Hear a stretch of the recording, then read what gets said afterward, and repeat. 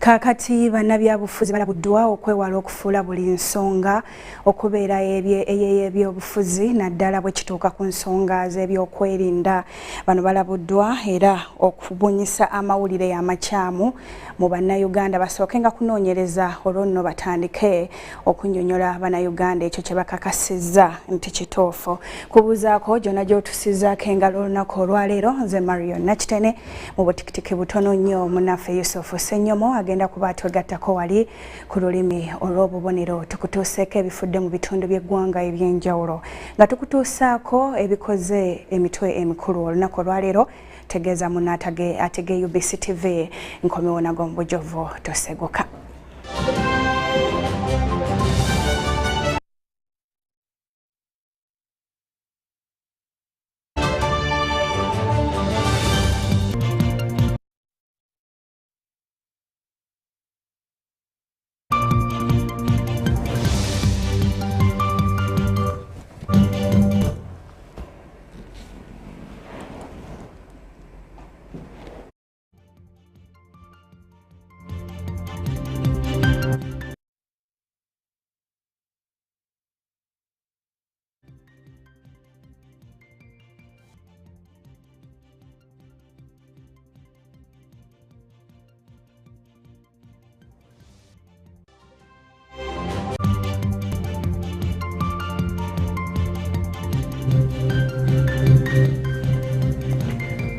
Bannabyabufuzi balabuddwa okutambuza amawulire ag'obulimba ku by'okukwatibwa kwa Sheikh Mwanje ate era Mukenenya akyegiriisiza ddala ku myalo. Abavubi balabuddwa. Tukuleetedde omutuuze w'e Kasanda afiiridde mu nnyumba babadde bamaze ennaku nga bamunoonya.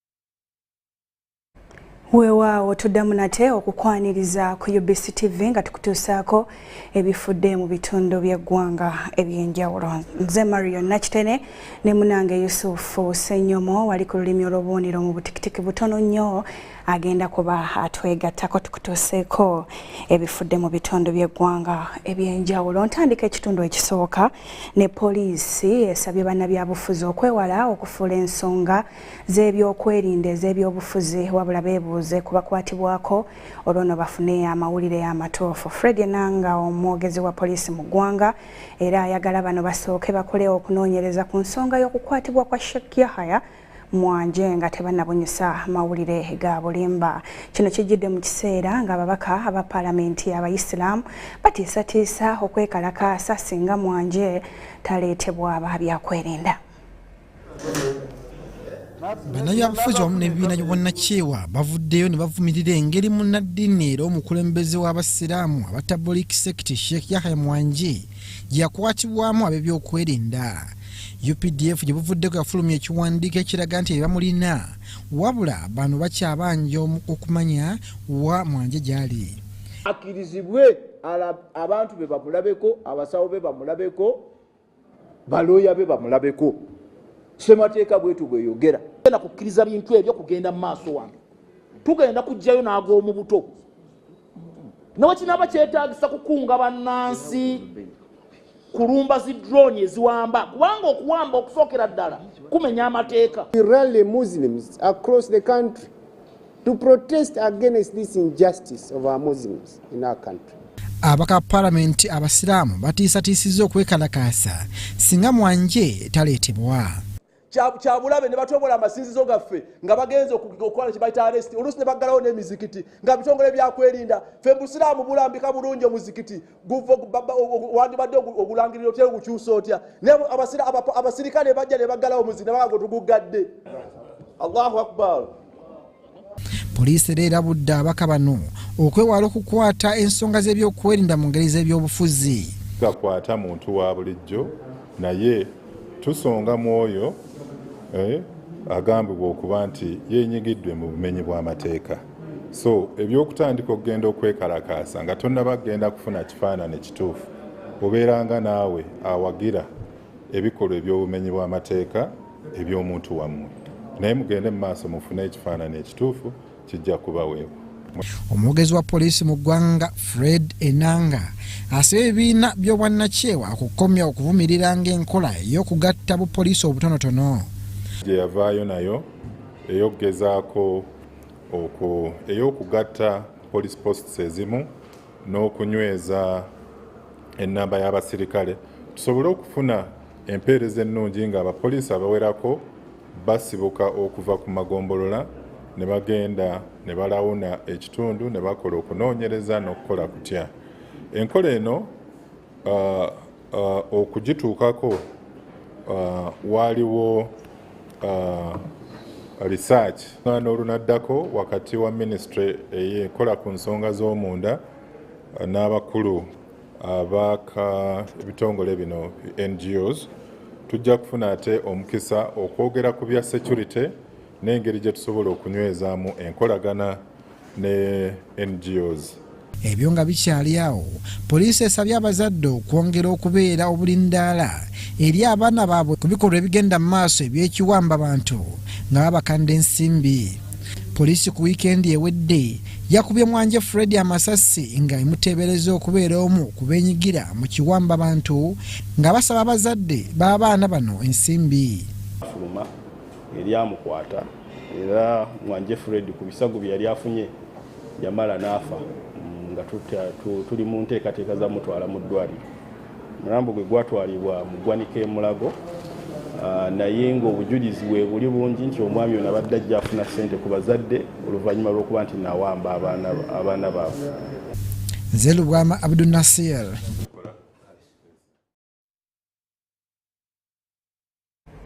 Ensonga ezo nga tuzitadde wabbali bo abatuuze mu ggombolola y'Ekitanda mu disitulikiti ya Bukomansimbi bavudde mu mbeera ne basimba ebitooke mu luguudo oluva e Kagololo mu Bukomansimbi okudda e Lukaya mu Kalungu nga bagamba nti bakooye okumenyeka amagulu olw'ebinnya ebijjuddemu. Oluguudo luno lwe lumu ku nguudo ennene eziri e Bukomansimbi era nga lukozesebwa abasuubuzi ab'enjawulo. Enkya ya leero abatuuze mu ggombolola y'Ekitanda mu disitulikiti y'e Bukomansimbi bavudde mu mbeera ne balaga obutali bumativu olw'enguudo embi eziri mu kitundu kyabwe. Oluguudo luno olutabudde abatuuze luliko kilomita ezisoba mu 7 nga lukozesebwa nnyo abalimi naddala mu ggombolola y'Ekitanda, Bigasa ne Bukango okutwala ebirime byabwe e Kampala. Wabula embeera gye lulimu mbi nnyo ereetedde abatuuze okulusimbamu ebitooke.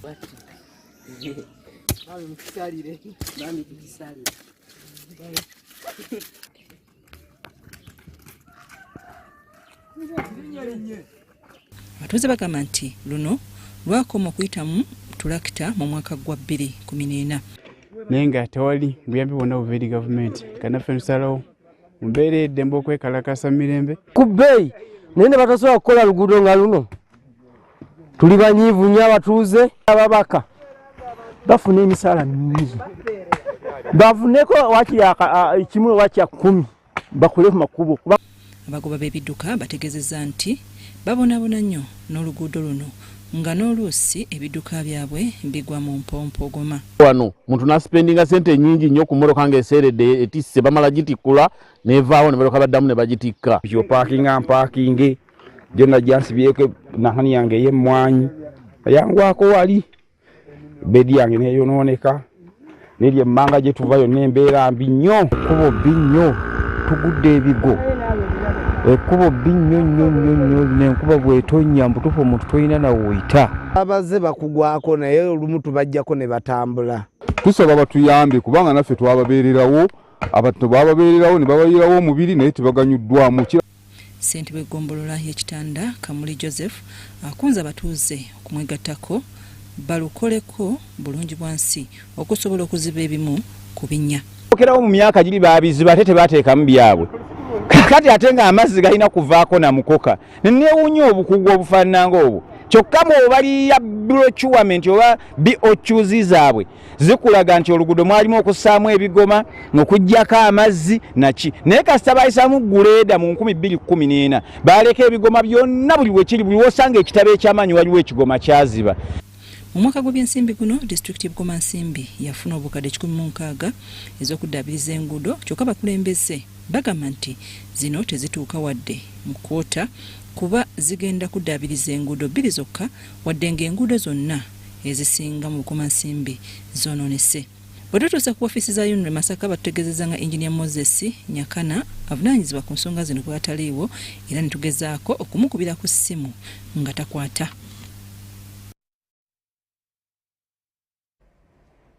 Weewaawe bukomansimbi nga tuvuddeyo ate bwo obulamu bw'abavubi bwegombesa naye ate bulimu okusoomooza okw'enjawulo nga bwe kituuka mu kukungula ebyennyanja bye bavuba bifuna kiralo naye ate obulwadde bw'ekikaba tebubataliza wamu n'okubafenkenya. UBC ekoze emboozi ey'enjawulo ku Mukenenya gye yeegirisizaamu ku mwalo gwa Kagwala learning site mu disitulikiti y'e Serere. Katobirabe. Enkulaakulana ng'eno ejjayo bulungi ekifaananyi ky'emyalo we girabika mu Uganda.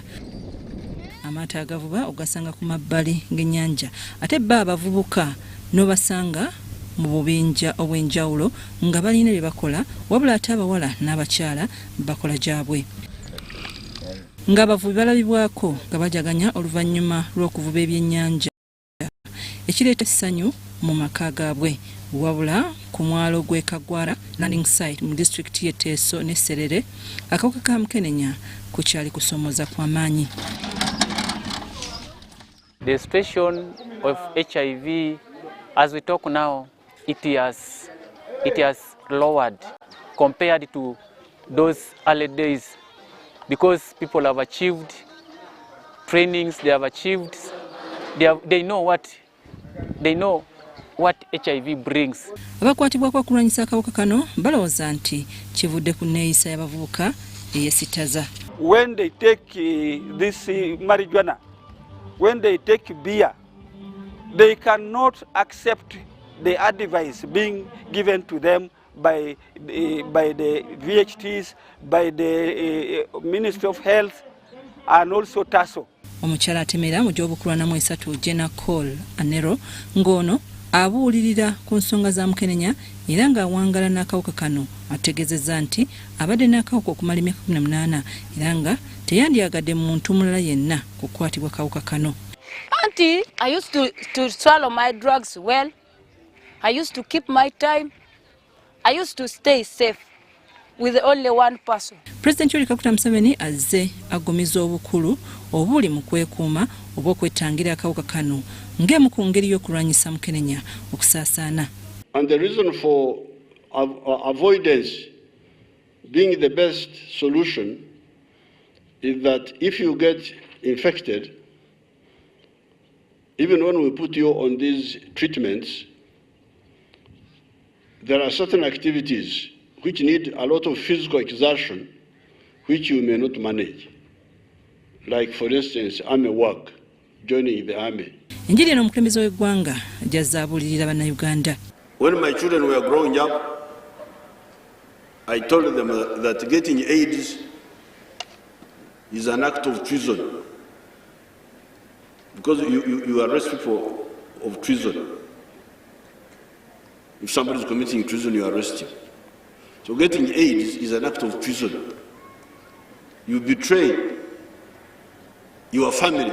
Okusinziira ku Jenna Cole Nero, okulwanyisa akawuka kano okusaasaana kisobokera ddala. People living with HIV/AIDS, they should be with the hope that even though you are living with HIV/AIDS, you cannot produce a baby with what? Who is positive. Tekimanyiddwa bulungi bameka ku bannayuganda abazze batambulira ku kubuulira kw'omukulembeze w'eggwanga wabula nga kati kaweefube aliwo bwakulaba nga akawuka ka Mukenenya kaggwa mu ggwanga omwaka 2003 we gunaatuukira. Ndi Nafuka Farida ne Henry Road.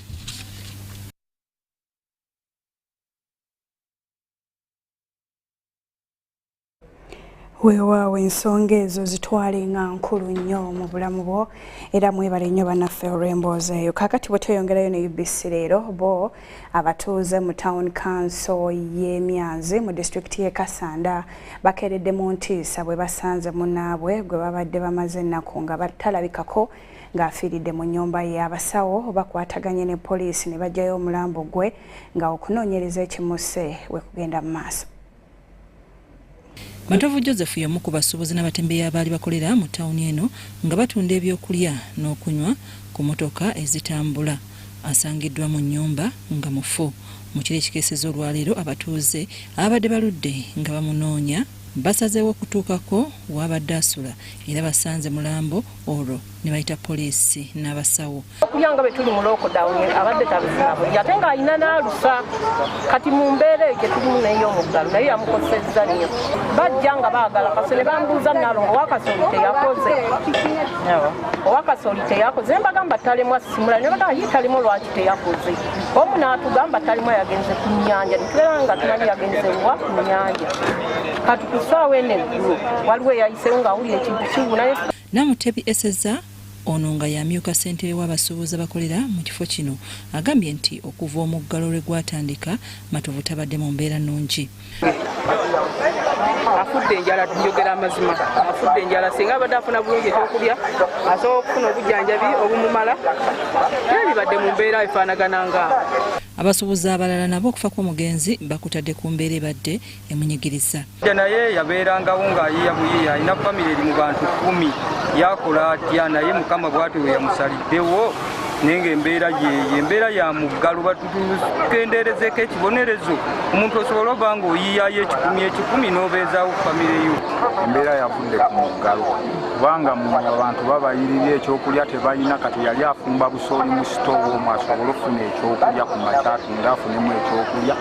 Tetusuubira okuba nga Sigiri yamuviirako obuzibu olw'ebbugumu kubanga era alaga nti yanogoka n'agwayo. Abasawo okuva e Kasanda banonya omulambo era ne bafuuyira ennyumba mwabadde ne bagutwala noonyereza ekiviiriddeko omugenzi okufa.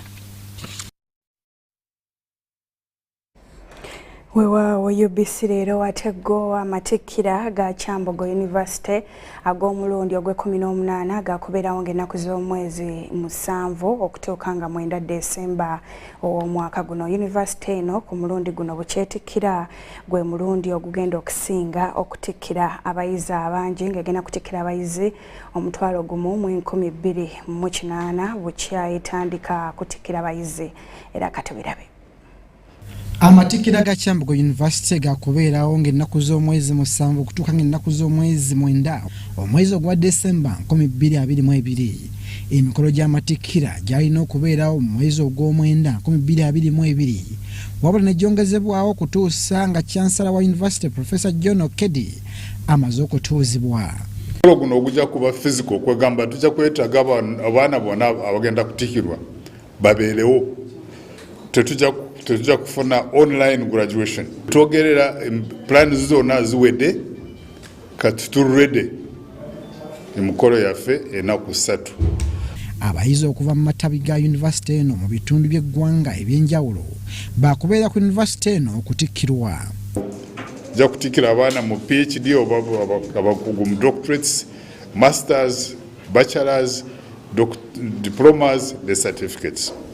Wabula abayizi 30 abeemulugunyizza obutateekebwa ku lukalala lw'abagenda okutikkirwa si baakutikkirwa era amyuka Chancellor Professor Erika Tunguka ategeereza nti okunoonyereza kukyagenda mu maaso. Waliwo n'abalala bwe tugenda kukizoora tebakolagana n'abantu abakyamu makisi zaabwe ne bakola ki ne baziwoltaringa. Bano si bangi naye mwebali nabo netubagamba nti mwe temujja kukola ki graduating.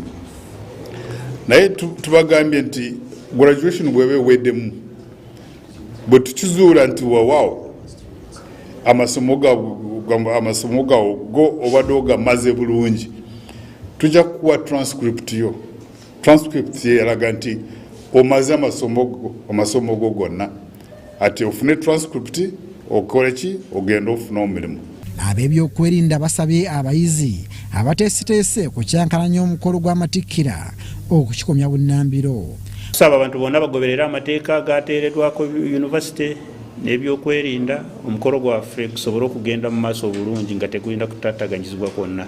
Ku bayizi 1,208 abagenda okutikkirwa abayizi 25 bayitidde mu ddaala lisooka. Lydia Kyomukama yakusakidde bino. Weewaawo webale kubanga otambula naffe wano ku UBC TV okola bulungi kati omulimu nkomewo n'ekitundu ekyokubiri oluvannyuma lw'obubaka buno era nkusaba toseggo kati komawo.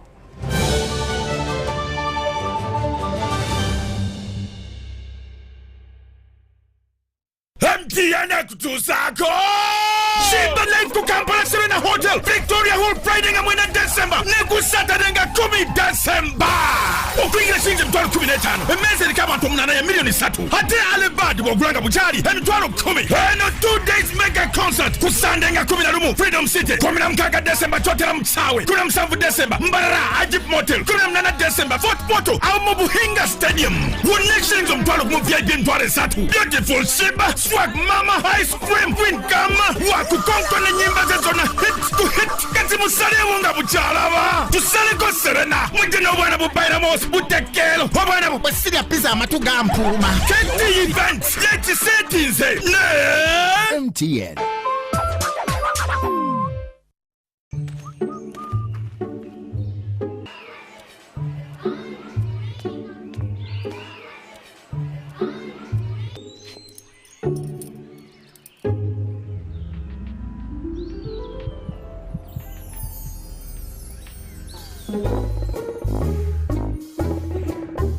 Leaders who care create a good learning environment. Because a good school equals a better life. Raising voices. Paying for groceries the old way. 3, 4, yeah. Allow me. Paying for groceries with the My Airtel app. You have the power in your pocket. The power to conveniently pay for goods and services. Unlock that power with the My Airtel app. Visit the App Store or Google Play now. That's my wife. Welcome to the Living Room Stadium. It's the FIFA World Cup. The match is about to start. Food and drink ready. There's no space left for anyone. Come on, get your lucky chair. Take your usual spot. Even the puppy has one. It's preparation time. You can feel the tension in the air. And do you have everything you need to believe? Happiness comes to us in many places. It's in knowing the mosquito net keeps our children healthy. The wife having the support of her husband.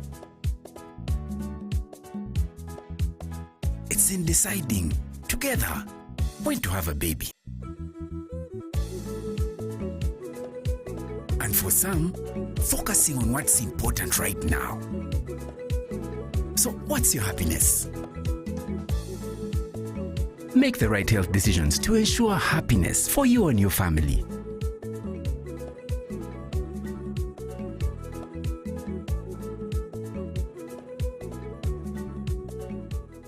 The Tales of Kasozi, brought to you by Uganda Communications Commission. Yes, hello? This is Kasozi. How can I help you? Calling you from the mobile service center. Okay. So how can I help you? Well, we have noticed a few things wrong with your number and need your mobile money PIN. Ton Ferrer, never give out your password or PIN to any caller. Your mobile service provider will never call or ask for your personal details. If in doubt, go to your nearest phone service center. This message is powered by UCC, MTN, Airtel, Bank of Uganda, and NPSP Association. Welcome to Friends Stadium. Everybody's ready. Wait a second, not everybody. Come on, dude. It's the FIFA World Cup. You're going to lose your seat, the ritual seat, the lucky one. Losing more than a seat, your team is going to lose. Where are you, dude? The match is about to start. Your friends won't hold out much longer. Excuse me. Finally, everything is in the right place. Hey, other hand. And do you have everything you need to believe? Meet Professor Petero. He knows something every hustler in UG is gonna love. Oh, see. You see, I was just trying to get the documents to register for Airtel Money. You don't need the documents. You just register. Yes. Become a safer and more efficient cash-free business today. Easy. Not mixing your business money with your Kameza money. No, that's efficient. Airtel Money. Instant, secure, borderless.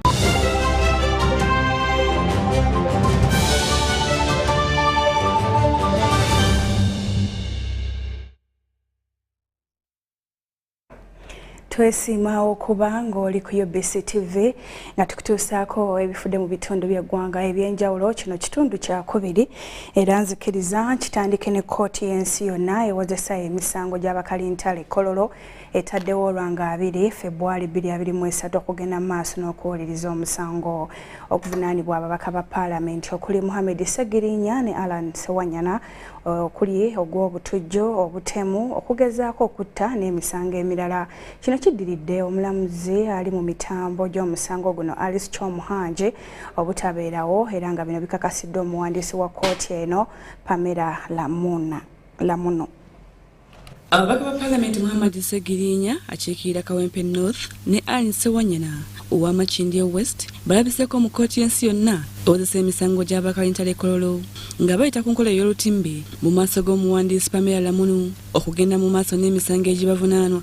Omulamuzi Alice Chomuhanje yalagidde oludda oluwabya okulambulira kkooti wabwe lutuuse mu nteekateeka z'okuwozesebwa kw'abavunaanwa ng'ogasseko n'okuwaaba oludda oluvunaanwa kwe bateeka mu kkooti etaputa ssemateeka ko n'okweyimirirwa kwabwe mu kkooti enkulu e Masaka wabula tekisobose enkya ya leero. Kino kiddiridde omulamuzi Chomuhanje obutabeerawo mu kkooti. Matter is not before me, and so I have no powers to make any such orders.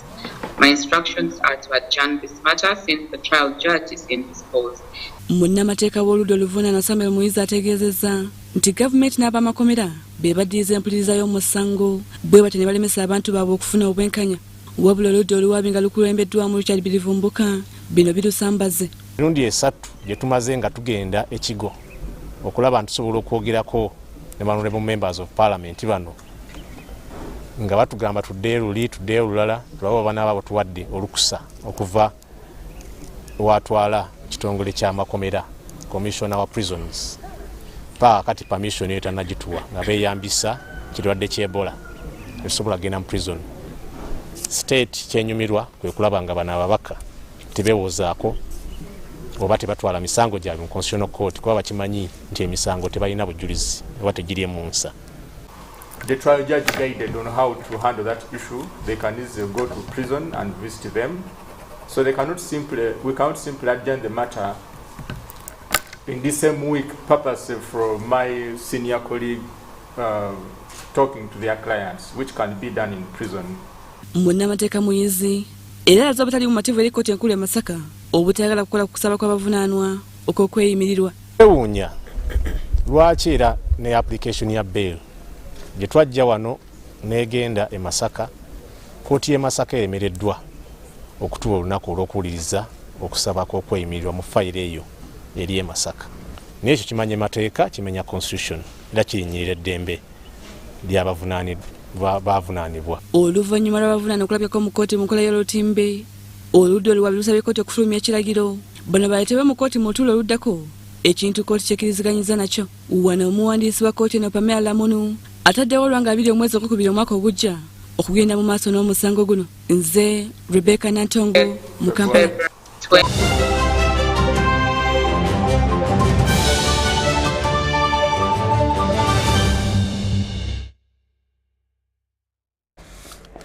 Weewaawo UBC Leero mu byemizannyo David Paladela ne Monica Ntege Azuba be bawangudde empaka z'omuzannyo ga golf eza Seniors Open Golf Championship 2022. Oluvannyuma lw'okuwangula empaka zaabwe ez'abakazi n'abasajja, empaka zibadde ziyindira ku kisaawe kya Uganda Golf Course mu Kampala. Empaka zivujjiriddwa aba Uganda Civil Aviation era katubirabe.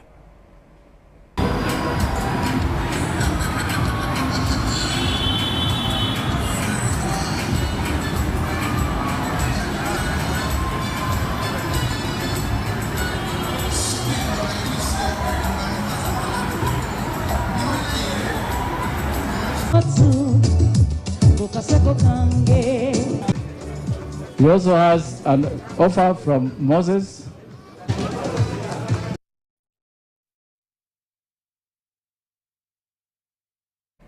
Twesimye okubanga otambudde naffe olunaku olwaleero wano ku UBC TV n'olunaku olw'enkyakola bw'otyo nga Marion Nakitere ne Yusufu Senyomo bakutuusaako ebifudde mu bitundu by'eggwanga ebyenjawulo. Atakumira mpeera ku nkuumire weeraba.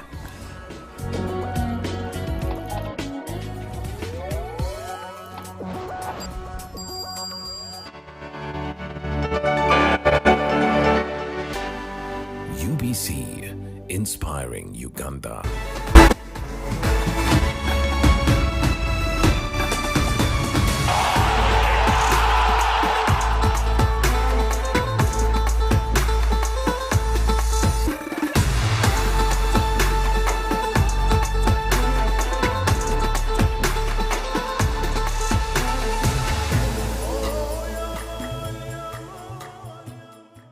MTN kutusako Simba Life ku Kampala Serena Hotel Victoria Hall Friday nga mwena December Neku Saturday nga 10 December Okuingira shinji mtwalo 15 Emeze likama ntomunana ya milioni 3 Hate alebadi wagulanga bujali Mtwalo 10 Eno 2 days mega concert Ku Sunday nga 11 Freedom City 16 December Chotela Mchawe 17 December Mbarara Ajip Motel 18 December Fort Porto au Mubuhinga Stadium One shillings mtwalo kumu VIP mtwale 3 Beautiful Simba Swag Mama Ice Cream Queen Kama Waku konko na nyimba zezona hit to hit Kati musale munga buchalaba Tusale ko Serena Mujena wana bubaira mos butekelo Wana bubasiria pizza amatuga mpuma Kati events Leti setinze Ne MTN.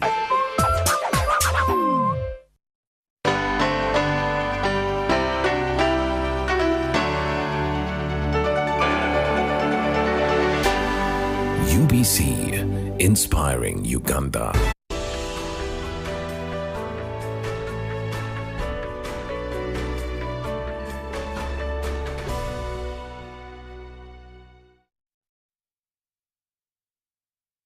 Welcome to EdTech Monday. Now, the estimate is that 10 to 15% of Africa's 400 million school-going children have or live under some form of disability. This makes the focus on access to quality, affordable and usable education materials and education important. This month, EdTech Monday focuses on access to education and particularly EdTech for the disabled. And to have that discussion with me, I have Basil, Martin and Brenda. I'll start with Basil. You can introduce yourself to our guests. Well, thank you. I'm happy to be here. My name is Basil Onen. I am Program Director for Assistive Technology at a non-governmental organization called Oysters and Pearls Uganda. Thank you so much, Basil. Martin? Yes, thank you, Raymond. Martin Sebalu is my name. I work for Uganda Society for Disabled Children. I do most of education programming. And then I also do ICT training for visually impaired. I also work with Innovative Education and Research Consultancy firm as a researcher. Thank you, Raymond. All right, thank you so much. Brenda? Thank you. I'm Brenda Hasalamwa. I work as a proofreader at Uganda National Association of the Blind, UNAB. All right. And you guys are all visually impaired. Is that it? Okay. So I'm going to start the conversation from there. And maybe I'll start with Basil. What's it been like for you accessing basic reading materials, breaking through the technology space? I know that you're a software engineer, and that's no mean feat. How's that been for you? How's the journey been? Lovely, difficult, full of a lot of path breaking, because it's obviously very, very challenging as a person with visual impairment to pick up these paths, because it's traditionally looked at as something for those who have quote unquote full abilities. So yeah, it's been great. Every path that I break is exciting, and it's been lovely, I would say. Have you had to break some barriers in terms of access to basic equipment to work with, you know? Yeah, absolutely. So obviously majority of software development or coding happens on the computer, and so the question is, how does somebody who doesn't see get to use a computer? And so these are all things that you have to figure out yourself. And also in Uganda, for example, in attempts to make accommodative education system, majority of science programs are exempted. And so it's up to me, it's up to somebody who's out there to break the path and find resources that you need. So basically it's been a lot of self-teaching for me, because there is no curricula, no course that is designed to support somebody who doesn't see to become a software developer. All right, thank you. Martin, how's that been like for you? I mean, you have such an illustrious CV that you just read for us. How's it been like going through life to get such a great CV? Okay, maybe the visual impairment came on the way, just in senior 6, but I had to adjust quickly because I had to enroll at university, offering a course in business statistics. Because I was doing sciences, I had to adjust, and the first thing I found there that the blind world was only relying on Braille, which had to take some time to learn. So, but when I got to know about the possibility of using a computer, I took the easiest path. Though I learned it the hard way, I had to learn a computer in 2 weeks, at least with the basics, able to type and save a document and print it out, because that's what I needed to present to the lecturers, that this is their work in brief. Yeah, how was that journey like? I mean, you make it look like it was so easy to learn the computer in 2 weeks, but how was that journey like for you? What did you have to go through in those 2 weeks? The vacation was a hassle, you know, adjusting in a new world and trying to fit in society, first of all in the mainstream and also the blind fraternity. Then also the other one was about, of course, the computer. I looked at it as an alternative, and also enrolling at university was also another second chance. So it was kind of restoring hope. So I had to be a bit more aggressive to learn and adjust. It was not easy, just like you have asked, but I had to really learn. So basically, the first training I focused on was mastering Microsoft Word and the keyboard and how to use it. But the other applications, the people I was staying with, what an ordinary person could do in Excel, I would also try it out. In PowerPoint, I would also try it out using the screen reader software, which by then was scarce and expensive. Ah, okay. Brenda, how's the journey been like for you in the proofreading world? What have you had to go through to become good at it? With proofreading, I do proofreading in Braille, and when you talk about Braille, Braille is very bulky. So it takes a lot of work and a lot of time to do the proofreading and edit out the textbooks, but it is also encouraging because I'm always enjoying it when I do something that is going to be benefited from by other persons with visual impairments. When you was just starting out in the proofreading world, in terms of access to the material that you were proofreading, making use of Braille, how was that journey like for you? The journey was, at first it was scary because I was advancing from the usual use of Braille where we use hard copies, so now I was transforming to using soft copies, and we're using the new technological materials that have been introduced. So it was scaring, but at the end of the day, it became easy. Yeah. All right, Basil, let me come to you now, and we talk really about access to material to work with. You mentioned something important. People consider themselves fully abled, and in that way, sometimes discriminate against other people, particularly people who are even visually impaired. And what technology brings is possibility. So